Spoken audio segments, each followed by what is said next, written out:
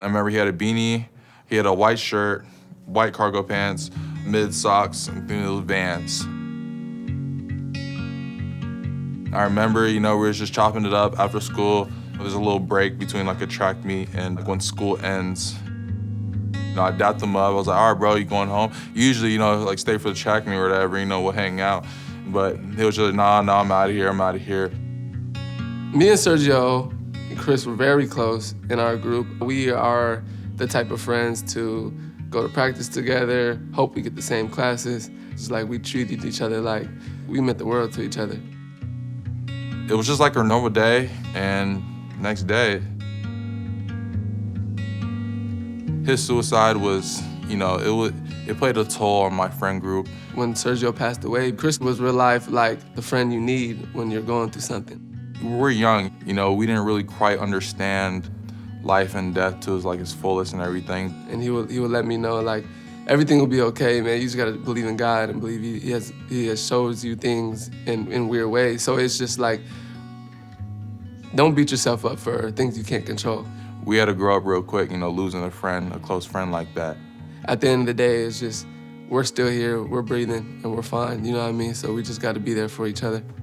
It gave us a new outlook on life to, check up on your loved ones for sure. It was the show that I cried on. He was there for the hug. He was there for hanging out the next day, making sure I was good. You know what I mean? That's why I love Chris. My first year at Cal, 18 years old, just out of high school. I think that was a hard time because I think mostly because I was probably homesick. I've been Oceanside my whole life, and then I'm just like, I just go to the Bay Area, with a bunch of strangers. He puts his guard up a lot, when it comes to meeting new friends.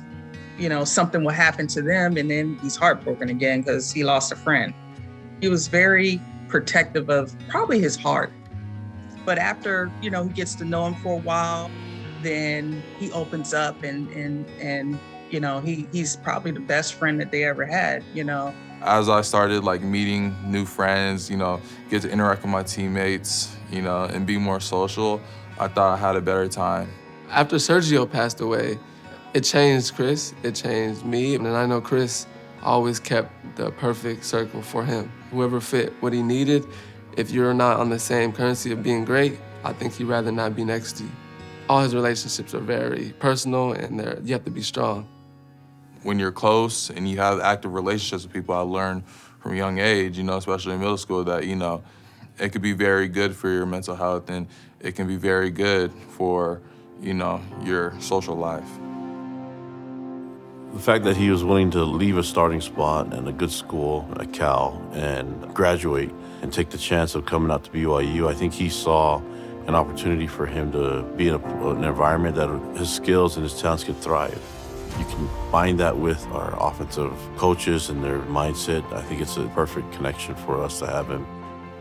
Much love to them guys, but, I think back when I was at Cal, we didn't really bond like we did here.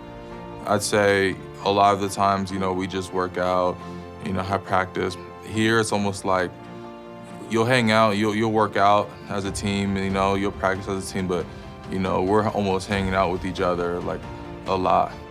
Yeah, so the first time I really bonded with Chris was when he invited me to yoga.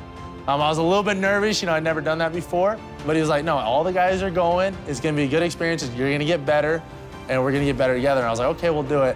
It's credit to him being, still staying open to quality relationships, knowing that they're out there. And for some people, it's not hard to find. Some people it takes a lot longer, and obviously he's one of those, and so I love him for that. He's hardworking, he's smart, he's a go-getter. Any project he has, he sees it through to the end. He's competitive, and what really molds him into the person that he is that going through the trials and tribulations and experiences that he has gone through thus far in his life, is molding him to be the best person that he could be for himself and to other people as well. That's exactly how he lives.